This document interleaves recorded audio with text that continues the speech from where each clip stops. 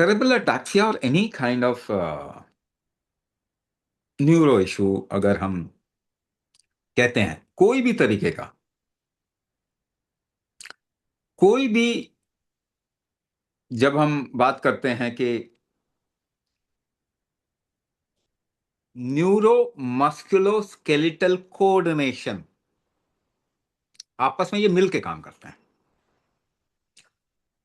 तो ये अगर कोऑर्डिनेशन नहीं कर पाए तो क्या होगा? आपके रिएक्शंस डिले हो जाएंगे, आप देर से रिएक्ट करेंगे, बैलेंस बिगड़ जाएगा, आप जो करना चाहते हैं वो नहीं कर पाएंगे।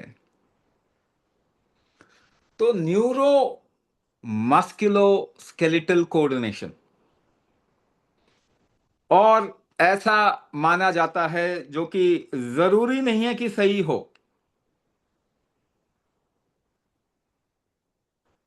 कि ये कोऑर्डिनेशन के लिए आपके ब्रेन में एक सेंटर है, वहां पे प्रॉब्लम आती है। ऐसा जरूरी नहीं है,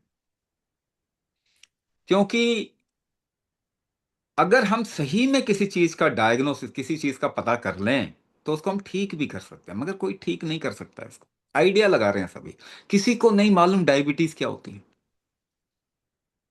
पूरी एलोपैथी में किसी को नहीं मालूम डायबिटीज क्या होती है, क्योंकि वो जो सोच रहे हैं डायबिटीज, शुगर को कंट्रोल करके किसी की डायबिटीज ठीक नहीं हुई।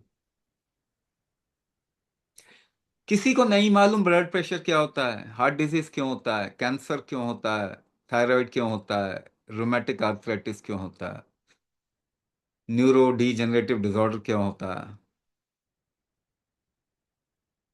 मालूम ही नहीं किसी को। सब अपने आइडिया बना रहे हैं, सब अपना रिलीजन बना के बैठे हुए हैं। एलोपैथी सबसे बड़ा रिलीजन है, मालूम है आपको? पता नहीं इसमें कितना प्रतिशत सच्चाई है। तो कोऑर्डिनेशन के लिए, कोई भी कोऑर्डिनेशन के लिए पहली जरूरत क्या होती है, ये पता लगा लें। और बहुत कॉम्प्लेक्स नहीं बनाएंगे इसको, क्योंकि क्या आपका ब्रेन रिजुवनेट हो सकता है? तो मैंने पहले ही आपको डिटेल में बता दिया, न्यूरो रीजनरेशन या जेनेटिक करेक्शन हो सकता है कुंभक से, ये बता दिया मैंने आपको। दूसरा पार्ट आसान भाषा में समझते हैं इसको। किसी चीज को कोऑर्डिनेट करने के लिए आपको क्या करना पड़ता है, या और भी आसान भाषा में बोलता हूं, कंट्रोल करने के लिए क्या करना पड़ता है। मान लीजिए आपका हाथ कोई पकड़ के ऐसे ऐसे झटक रहा है, आपको उसको रोकना है, कंट्रोल करना है। कैसे करेंगे? पहला एग्जांपल, मैं दो तीन एग्जांपल देता हूं आपको। आप थोड़ा नहीं समझ में आ रहा, एक्सपेरिमेंट करो अपने साथ में, पक्का समझ में आएगा। आपका अनुभव है भाई, आपका एक्सपीरियंस है। आप टाइट कर लेते हैं ना हाथ को रोकने के लिए, कोई झटक रहा हिला रहा है तो टाइट कर लेंगे ना हाथ को। टाइट कैसे करेंगे? और टाइट करो, और टाइट करो, और टाइट करो, देखो सांस रोकनी पड़ती है। एक लिमिट से ज्यादा टाइट करने के लिए फिर आपको सांस रोक के टाइट करना पड़ता है। कोई आपको धक्का दे रहा है, आपको बैलेंस बना के रखना, कैसे बनाओ? सांस रोक के एक पांव पे खड़े हो जाइए, बैलेंस बनाने की कोशिश कीजिए, देखिए कैसे बैलेंस बनाते हैं, सांस रोक के। ये तो आपका अनुभव है ना। कोई इसको झुटला सकता है क्या? आपका डॉक्टर नहीं नहीं ऐसा कुछ नहीं होता बोल सकता है क्या कोई? आप जानते हो नहीं जी, ऐसे ही होता। तो कंट्रोल एंड कोऑर्डिनेशन, ये दोनों चीजें आपस में जुड़ी हुई हैं। Without control nothing can be coordinated. Controlling factor आपका कुंभक है, सांस रोकने की शक्ति है।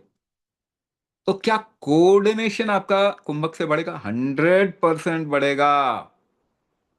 अटैक्सिया क्या ठीक हो सकता है? बिल्कुल ठीक हो सकता है, लेकिन हैविंग सेड इट, बोलने के बावजूद में मैं एक बात बोलूं, कितनी दवाई खाई है जिंदगी में आपने?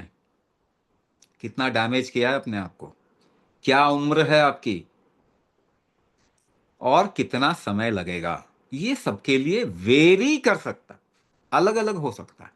मगर क्या सबको ही लाभ मिलेगा? 100% गारंटीड। कितना लाभ मिलेगा इसमें फर्क हो सकता है, किसी को 3 महीने में ही बहुत लाभ मिल जाएगा, किसी को 1 साल लग जाएगा उतना लाभ मिलने में। मगर क्या आप रिवर्सल की तरफ जाएंगे? हाँ जी, 100% होगा। तो कुंभक से ही होगा। ट्रैक्शन देना पड़ता है, कुंभक ट्रैक्शन करता है। देखो, कुंभक से हम क्या करवाते हैं, कुछ body movement with breath hold करवाते हैं, उससे ना नेचुरल ट्रैक्शन मिलता है, नेचुरल ट्रैक्शन मिलता है। देखिए, दोनों में भेद समझो। फिजियोथेरेपी और कुंभक में क्या फर्क है? फिजियोथेरेपी में कोई और जोर लगाता है आपके लिए, कुंभक में आप खुद जोर लगाते हो अपने लिए, तो आपकी स्ट्रेंथ बढ़ती है। फिजियोथेरेपी से स्ट्रेंथ नहीं बढ़ती आपकी, क्योंकि बाहर से व्हील चेयर पे बैठ के किसी के पांव मजबूत हो सकते हैं क्या? नहीं हो सकते। तो असिस्टेड लिविंग, असिस्टेड थेरेपी आपकी स्ट्रेंथ नहीं बढ़ाता, इसीलिए सारी दुनिया कमजोर होती जा रही है, क्योंकि हम असिस्टेड लिविंग, असिस्टेड थेरेपी पे आ गए। तो कुंभक से भी ट्रैक्शन होता है, स्पाइन की लेंथ इंप्रूव होती है, बल्कि उसकी शेप सही होती है। आप देखेंगे, इसीलिए कुंभक जो कर रहा होगा for certain period of time, उसको स्लिप डिस्क नहीं होगा। वो थोड़ा लेवरेज ले सकता है अपने साथ में, काफी स्ट्रेस और लोड उठा सकता है, स्पाइन को दे सकता है, मगर उसको स्लिप डिस्क नहीं होगा। जो कुंभक नहीं कर रहा उसको बड़ी जल्दी हो जाए, क्योंकि उसकी स्ट्रेंथ, स्पाइन की स्ट्रेंथ कुंभक से बढ़ेगी। और नेचुरल ट्रैक्शन, इसमें हम मर्म विन्यास आपको बताएंगे, या हठ विन्यास भी कहते हैं उसको, जिसमें हम बॉडी के मूवमेंट के साथ में ब्रेथ होल्ड करवाएंगे, जिससे कि नेचुरल ट्रैक्शन मिलेगा आपकी बॉडी को।